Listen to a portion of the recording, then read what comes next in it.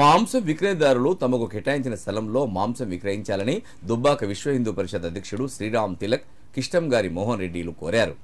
అలా కాకుండా రోడ్డుపై కూర్చుండే మాంసం విక్రయించడం ద్వారా వాటి ఎముకలను కుక్కలు కాకులు తీసుకెళ్లి పక్కనే ఉన్న దేవాలయంలో పడేస్తున్నాయని, దేవాలయం పవిత్రత కోల్పోతుందని ఆరోపించారు. సిద్దిపేట జిల్లా దుబ్బాక మున్సిపల్ కార్యాలయంలో ఏఈ శ్రీకాంత్ కు బాధ్యులపై చర్యలు తీసుకోవాలని కోరుతూ వినతి పత్రం అందజేశారు.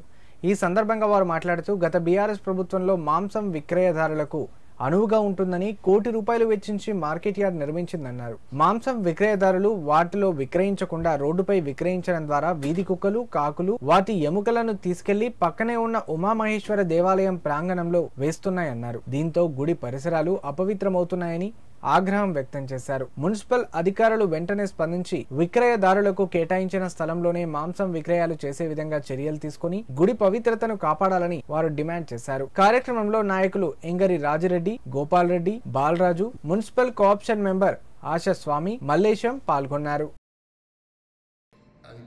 ఇప్పుడు కట్కే వాళ్ళ గురించి సార్ ₹1 కోటి పెట్టి బిల్డింగ్ కట్టిండ్రు, షట్టర్స్ వేసిన లోపల వాళ్ళ గురించి వేసినా కానీ వాళ్ళు పట్టించుకోకుండా బయట ఓపెన్ ప్లేస్లో పెట్టిండ్రు. పబ్లిక్ డిస్టర్బ్ అవుతుంది.